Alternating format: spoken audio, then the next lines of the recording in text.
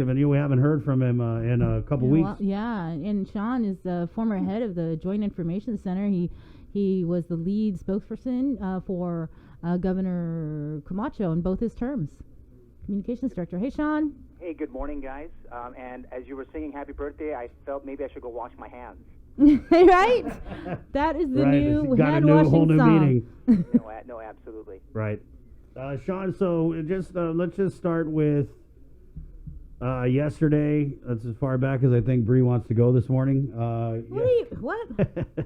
So yesterday, what did you make of the governor's announcement that she does not have the authority to quote-unquote lock us down? I want to just go backwards just a little bit on this. In times of crisis, the governor has two communications tasks. The first one is to be realistic with the public, and the second is to reassure them. And believe it or not, Bree and Chris, the two would reinforce each other. So when we heard her yesterday talking about kind of the current situation, I think that as we're getting into we're into the fourth week of this, it's important that we hear a little bit more from her, but not just from her, guys. I think that, and I think we should hear from other members of the cabinet. As a small business owner myself, and my wife and I, as we're starting our day, trying to get our heads wrapped around what's going to be the week ahead, and as other small businesses are waking up this morning, it's looking down the next 30 days, and how we're all going to make it through. You guys had great questions yesterday relative to small businesses, and I wanted just to jump out in front and say this, is that we're still waiting for an answer. I think the feds can't always be the answer. Yeah. But the local government, yes, as a former Guam employee, I understand the plight and the work of the government employees, but I think that they are missing the big picture, which is the small businesses and the businesses of Guam who are supporting all of that work today. Well, it was Chamber of Commerce chairperson who said that it was 60-70% of the Chamber of Commerce is small businesses, but yet they weren't given necessarily a chair at the table in these discussions. So Christine Boleto, when we interviewed her a couple of weeks ago, was like, yeah, she got to participate in a Zoom conference, but she didn't get to ask questions. It was mainly just listening. And so, we actually should follow up with her to see if there's been any further communications to see what sort of assistance is out there. And I know... And that's a great point, because I listened to that interview too, and since then there really has been very little action. I will tell you, there's a couple conference calls that are happening. I think it's tomorrow and Wednesday.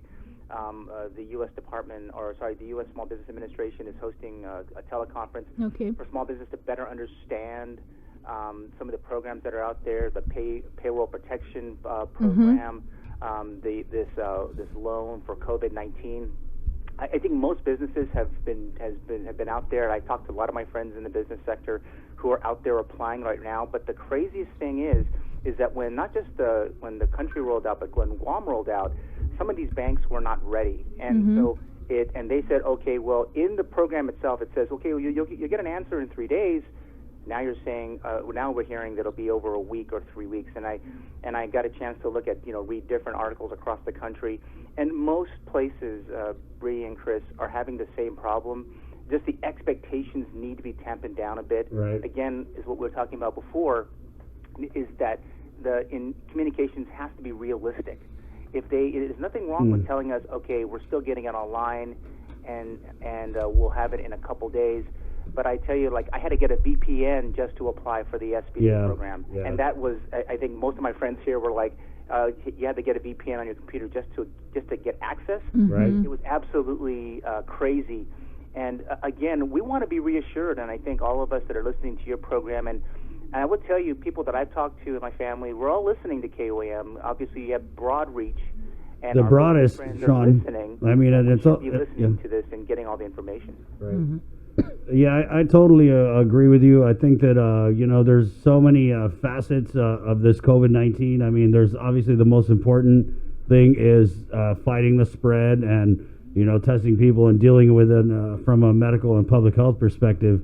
But, also looming very large and not even in the background anymore are all of these economic and financial issues, running the gamut from big businesses to small businesses, and everybody underneath that. I mean, there's a whole bunch of people. Bree threw out the number yesterday.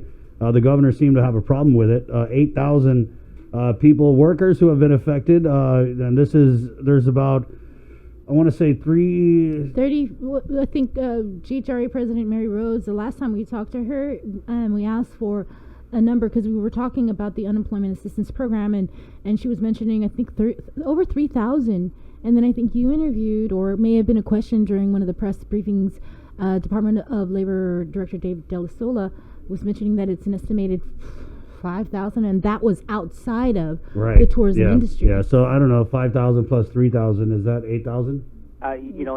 Whatever. Adding and minusing up, but I would tell you that if we can talk about a COVID hero, Mary Rhodes from the Guam Hotel and Restaurant Association, in terms of information to the public, she's been absolutely critical and explained the entire process with this whole move of the Theodore Roosevelt. I will tell you, your interview that you guys did just last week was very important, and that's the kind of thing. Those are the kind of information that we need from our government leaders.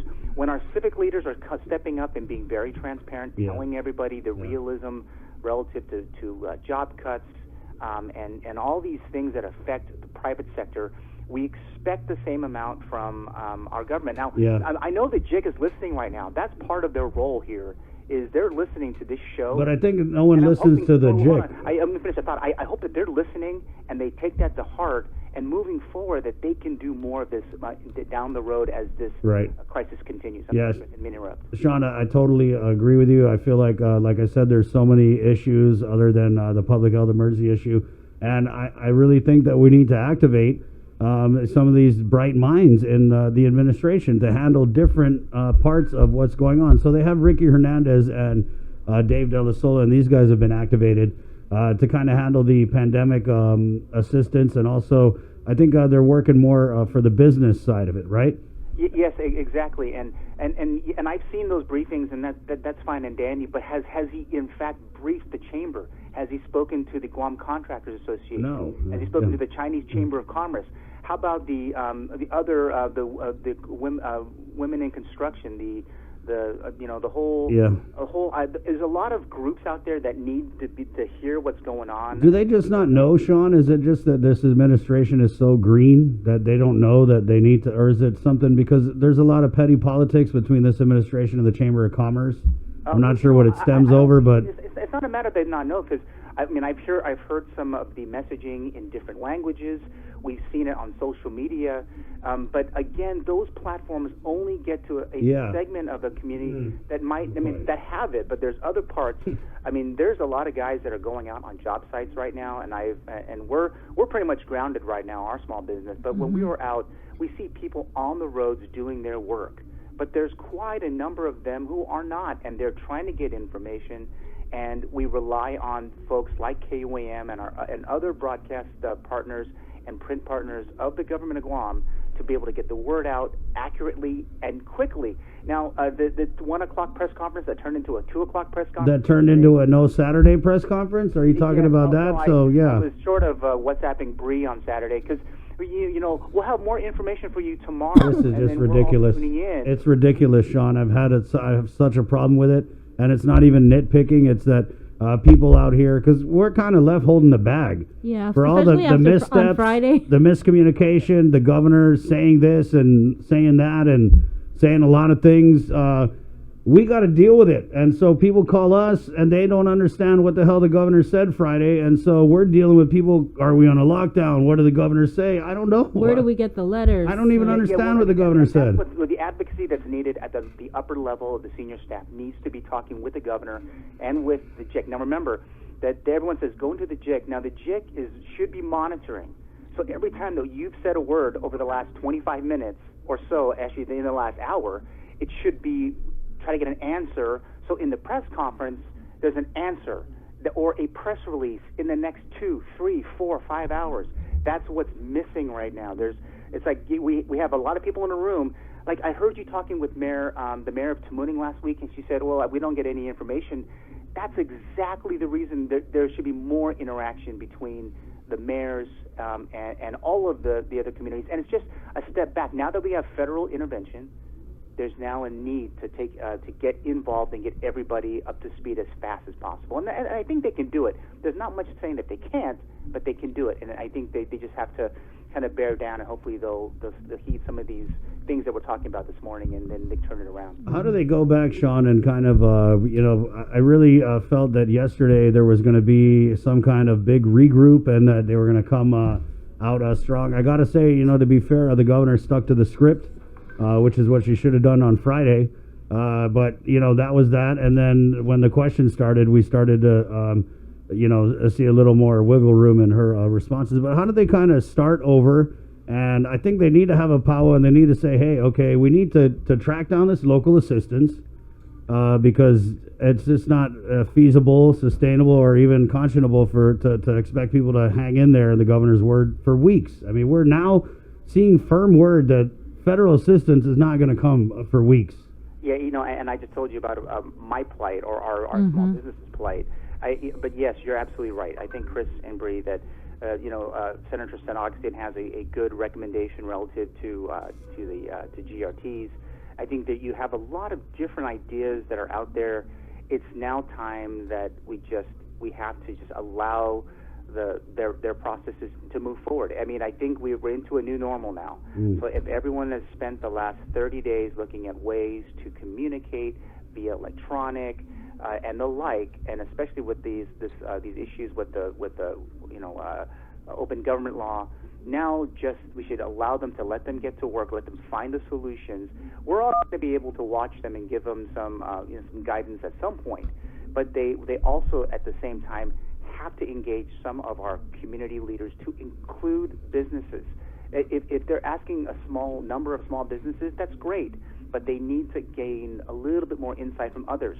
Why are we not going to these other groups and getting their insight? The small businesses are the lifeblood of the economy. It's not just big businesses. We know that they're all around, and they're United, the Mobil Oils of Guam, these two big companies. They're also calling and saying, hey guys, what's going on too? But maybe we haven't heard from them yet. But we've seen oil prices go down. We've seen a lot of different things relative to travel. But how are we speaking to them and hearing from them on their ideas that they can help in this current crisis that we're in today? All right, Shawn. Wow, I no, there's a lot more, but Dr. Akimoto wants to call, so. We also have the tag. She's going to be calling in as well. Oh, nice. Yeah, Shawn, it's very frustrating, especially considering the events of this weekend. I can't just let them slide on it. I can't because, when the governor came out Friday and started to answer questions about what she wanted to do with the extension of the orders, it was really irresponsible for the team to allow her to say that there's going to be an announcement Saturday. Because what happened is we again told everyone, watch on Saturday, there's going to be a big announcement. And then we get a text message, for crying out loud. A text message saying, oh, there's a scheduling conflict. We'll get back to you maybe later today or tomorrow. So how do we go take that to the people of Guam? How do we go take that to the people of Guam and say, oh, sorry, everybody, we're supposed to find out about this big news today, but man, they already had a 1 o'clock. Yeah. Whoever was doing the governor's calendar messed up. So, maybe later, maybe tomorrow. That's just unacceptable to me. It's totally unacceptable. And then to come out yesterday and say after, 2 days of us anticipating what you're going to do, to all of a sudden you don't have the authority. It's a little hard to handle. Okay, Shawn. Hello? Yeah, I think we lost him. He's like, I don't want none of that. No comment. Yeah, I know. So it is frustrating, and I'm not the only one feeling it. This is what people are saying. I'm just being realistic. We just need that. At a time like this, you're looking to the government and to the leaders to kind of know what they're doing. 7:07. Yeah. So we're gonna get Dr. Vince Akimoto on the show. We got to take a break. Bree. Okay. Vice Speaker Talina Nelson also coming on. It's Containing COVID, the KUAM News takeover of Guam's favorite I-94. Good morning. Be healthy. Be informed with ITD.